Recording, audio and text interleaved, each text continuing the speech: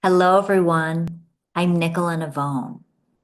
I'm a communication and leadership coach, helping you deepen your connections, ignite your passion, and have a deeper influence and impact in your partnership.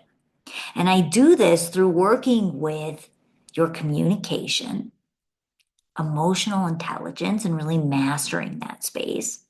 And also working with balancing of your masculine and feminine traits both within a dynamic and within self.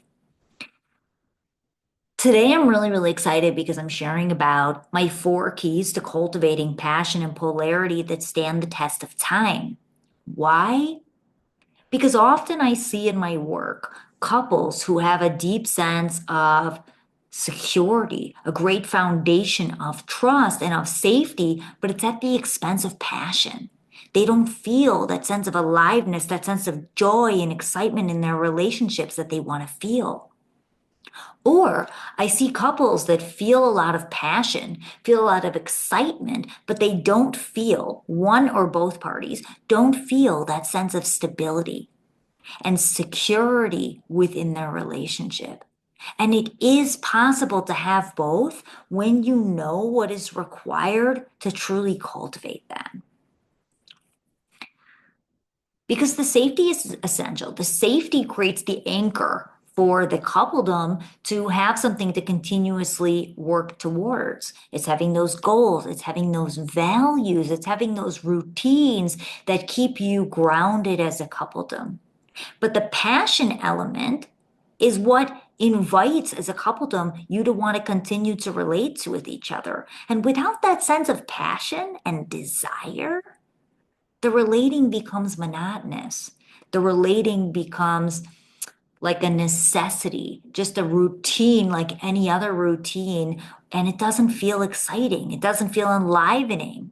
And it can feel boring at times, right? And we all deserve to feel the sense of inspiration, aliveness, joy, continuously wanting to get to know our partner, having them want to get to know us, continuously uncovering new things. This sense of choice and sovereignty feels so good in partnership. That's what fuels a partnership. That's how you make incredible things in this world. That's how you co-create an amazing legacy as a partnership. And so today we're going to dig into what's required to cultivate that. Now, the first key, now they're going to build. So they're going to get more complicated. Now, the first key is heart-led action. Now, this seems simple, but it takes a lot of work to really speak from the heart and be vulnerable. Now, heart-led action, what do I mean by that? What I mean by that is when you are, especially as you get involved in partnership and conflict comes up, crunchiness comes up, there's disagreements, how do you continuously come back to the heart and be vulnerable? Hey, babe, it hurts me when we're out in public and you made that slight about me to your friend, even though it was a joke, it didn't feel good. And I desire that when we're out together, that we talk about each other highly because that's the kind of power couple that I want to be. Now that's inviting your partner. Wow, okay, I see your humanity. Ooh, and thank you for expressing your boundaries, your desires. I'm leaning in. I'm here. I get it. You're not blaming. You're not doing this. How could you do this? Why are you this kind of partner? Because that's going to cause closure. You're inviting deeper connection. Or, hey, babe, I want to hold space for you right now. But I'm noticing that you keep coming to me with the same challenge over and over again. And I'm noticing myself start to disassociate and disconnect because I'm giving you advice, but you're not taking it. And the truth is, I can't make that decision for you because you're going to resent me if I do. And so I'd appreciate if you make that decision and then come back to me. And this way we can have more time connecting and less time in this space of confusion together. Yeah. And this is authentic. This reinvigorates the desire because then, as a masculine, if you're the masculine voicing this one, you're asserting your desire, you're asserting your need. and you're inviting your partner to receive you. And when we communicate from the heart, and when we do it from the heart, why this fuels passion and polarity and creates safety is because you're not putting the other on the defense. You're not blaming the other. You're speaking about your experience and how it impacts you. And everyone can understand that. Because chances are, if you don't want to hold space for someone, they've experienced not wanting to hold space for you. Maybe they haven't voiced it. Maybe they have. Maybe they've been afraid, right? But we're all human beings. We all experience the same situations over and over again. And if you're, let's say, the feminine counterpart and you shared with your partner, hey, it hurts me when you make a slight about me to your friend, they can understand that. And when you speak from that heart, I want us to be the power couple that I envision. I want us to hold each other in our highest. I want us to speak, inspire each other, uplift each other. This is how we grow as a couple. You have a unique opportunity as a coupledom to see your partner. You get to see them in their weakest and you get to see them in their strongest. And you have an opportunity to truly uplift your partner in a way that no one can. And that's a beautiful thing. That's an honor when you really look at that and you take that seriously. And so, heart-led action, how do we speak from our depths of our heart with our partner and share? And if you miss your partner, right? And there's a dance with this, and it'll build as I speak to the last one in particular. I'm going to let that be a surprise until we get there. But when you speak from the heart, there's also sensitivity in your communication of how you do it. Yeah, because we don't want to blame. It's not, you hurt me. Why didn't you do this? Why aren't you here for me? That's going to cause closure in your partner. That's not going to bridge connection. And it's definitely not going to create passion and polarity. And so it's owning your experience and speaking from your heart. Now, the second key is novelty. After you speak from the heart, then it's finding ways to bring in novelty into the relationship, finding ways to bring in excitement, newness, mystery. Now, that can be as simple as partner, you get home every day from work, I cook you dinner, and I greet you, we have dinner, we watch TV, and then we go to bed. That's the same routine. How do you interrupt the routine? So maybe instead it's like, surprise, we just got dessert. You're eating it with a blindfold. Guess what I made? Or surprise, we're not watching TV. I got a special thing planned. Maybe they come home. Maybe you're even just playing beautiful jazz music. Finding ways to bring a little bit of excitement, shift the pattern interrupt the day to day. Maybe all of a sudden you want to plan a wild vacation. Maybe you want to speak in a different voice. Oh, hey, honey. Yeah. Or hey, darling, you're looking beautiful today. Finding a way to even shift your way of being in the relationship. Maybe this time you wake up with your partner and you spoon them in the morning. And then you say, I want to just look into your eyes and see your beautiful face before I get out of bed today. It's finding ways to bring in this little surprises in the relationship. And it can be so easy. Leaving your partner a note, telling them to be ready at 7, you've got a surprise. Finding ways to bring that joy back. You don't even have to spend money. It can just be little notes, little things here and there, a random text.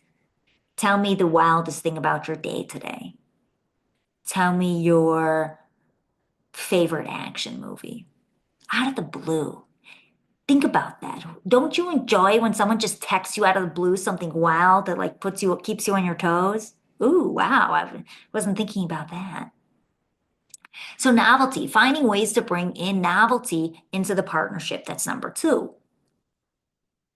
Number 3, sovereignty.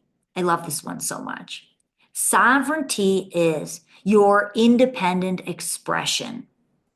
Now, what happens over time in partnership? Over time in partnership, when you've been together for a long time and you have that routine, you have that sense of stability, what happens is both parties lose sense of their identities. It's so common. It's this urge to merge. It's so strong in partnership, which is an aspect of that is essential, right? Because you want to have like opinions on things, values, especially if you're raising kids, you've got pets together. You need to have commonalities.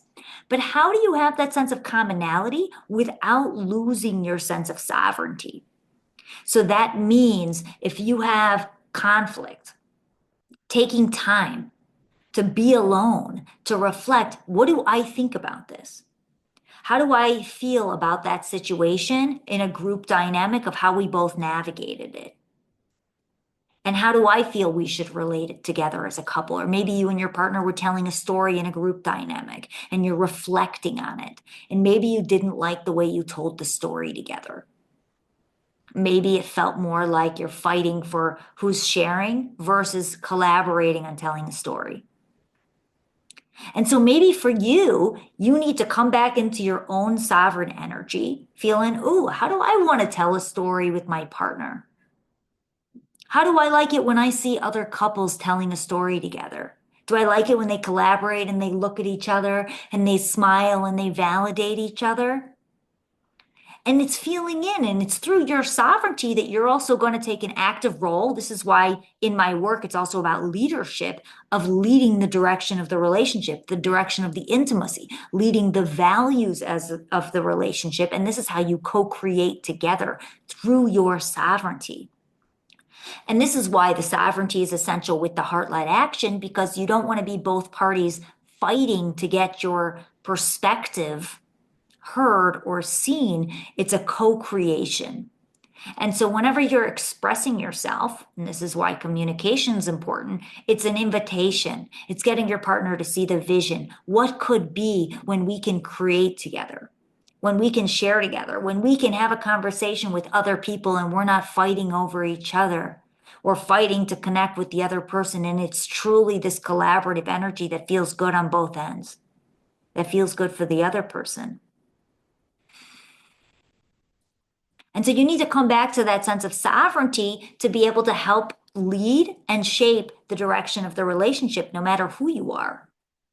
Now, your sovereignty fuels passion and polarity because when you're merged together as a couple and you've got your routines, maybe you're working together and you live together, or maybe you're both working at home remotely, what happens? Look at my hands yeah, here we go. Look at my hands. They're pushed together. If you're together, you can't get any closer. And so you need to have distance to reinvigorate the connection. And this is why space is essential. And so as a coupledom, it's on both of you to come back into your sovereignty. I'm going to go take space, partner, and I'm going to go have a walk around the block so that I can connect to myself. I can connect to source. I can have interesting experiences as I'm walking around. Maybe I talk to some strangers and then I come back and I have something to share with you. Ooh, I had this insight. I was thinking about this on my walk. Ooh, I ran into this person. Wow, I saw the most beautiful rainbow. You've got something to share. And this is why the sovereignty piece is so important, because you think about what excites you about your partner in the beginning stages of a relationship. It's that mystery. I don't know what you're thinking. I'm learning new things about you. Ooh, wow, you're interested in history? Ooh, you love documentaries? Wow, I didn't know that. I'm intrigued. Tell me more. And so it's this, right? And it's continuously cultivating our inner passions. What makes us exciting? What makes us unique? It's coming back to that sovereignty, and that's going to fuel your partner's desire for you. Them coming into their sovereignty is going to fuel your desire for them, desire to continue to relate with them. And so this is essential to continue to have passion and polarity over time. And so it's really remembering to go back and to take that space and to do the things that fill you up. I'm even going to take that space and disconnect, go do my yoga, go meditate, go have my sensual movement. I'm still going to go self-pleasure alone because it's important for my aliveness, for my sensuality, for my connection to myself. And oftentimes, couples You may have a hard time disconnecting. You may fear that the disconnection leads to more disconnection. And that any moment that you can spend together, you want to spend so you can deepen the connection, but it's actually the opposite. It's through the disconnection that you're able to create deeper connection. And so it's allowing yourself to disconnect and to take space that's essential for deepening the intimacy over time. So let's go into the last one, the last key. Balancing of masculine and feminine energies, traits or energies, you can say, within the relationship and different spark points of the relationship. Now, this is within a dynamic and an individual. But what I love about this work so much is it takes one conscious individual who works with their masculine and feminine energetics to be able to shift the dynamic. Why balancing of your masculine and feminine in different areas of the relationship? Because if I want to have passion and polarity, yeah, I don't want to be in fixed roles. If you're a feminine being, let's say you're a woman and you're more in your feminine, and you're with a man who's more in his masculine, and you always want to be in the feminine, and you want them to always be in the masculine, and you want them to always initiate, you want them to ravish you, you want to feel their hunger, you want to feel their desire, but you don't express your own desire, that's boring. It's boring for them. They don't get to feel your hunger, your ravishment. That enlivens them. That actually activates their desire and then makes them want to reciprocate it. And so and that's your masculine energy, by the way, right? Me asserting my desire, that dark feminine, that's masculine energy. I'm going to seduce you. I'm going to invite you. I'm going to show you how much I miss you. I'm going to do something sexy for you. I'm going to lead you into the bedroom, whatever it might be. And so it's playing with both of those energies. Now, as a masculine figure, if you're a man and you're, let's say, more in your masculine, to keep that polarity, you've also got to be in your femme. If you're always the one leading or you want to always initiate and lead, but you're not able to actually fully surrender and be in your body in the bedroom and enjoy your pleasure, but because you're so focused on being on and having to be perfect and having to keep it hard and all the things that, right, plague men in the bedroom as well. That's not fun. You can't enjoy sex in the way that you want to. And so it's playing with those polarities. Now, to keep the passion and polarities, well, if you're a woman and you're more in your masculine and your partner's more in their feminine, this is why it's essential to play with the masculine and feminine energetics to have passion and polarity. Is if you're not feeling that desire for your partner and you want them to be more in a masculine role, then how do you invite that out of them? How do you learn the art of seduction? How do you learn how to fuel their flames of desire so that they want to come into you? So that then they want to dominate. Yeah, they want to bring that primal energy online. And so when you're skilled and balanced with your masculine and feminine energies, you know how to incite the opposing energy in your partner. Tell me how much you miss me, babe. I'm inviting you, partner, to now share your heart with me in a way that feels empowered and sovereign versus needy. Oh, I missed you so much. Did you miss me? It's a different energy. Yeah. Ooh, honey, I know you're tired. I know you're exhausted. I just got home. Yeah, let me settle in for a moment. What do you need? I'm going to come over there and give you a massage, loosen you up. Yeah. I know how much you love when I rub your shoulders. Yeah. Or if you don't know, you'll know in the next 10 minutes and you're going to be you're going to be begging me not to stop. Yeah. How do you play with your energetics, step into different masculine and feminine roles in different areas of the relationship so that you can bring that sense of passion, that sense of excitement into the relationship? Ooh, you surprise me every moment because you're not expected, because you don't fit into a box.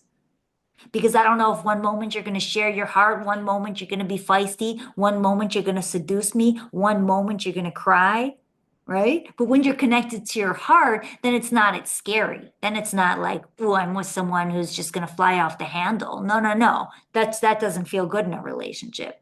It's someone who's connected to their heart, but they've got range. And that's sexy. That's enlivening. That takes wholeness to do that.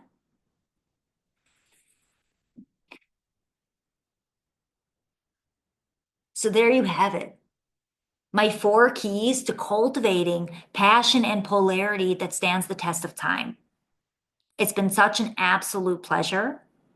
Thank you so much for joining me today. I would love to hear how this landed for you. Leave me a comment on the video, shoot me a DM. I would love to chat and have a beautiful day. Ciao.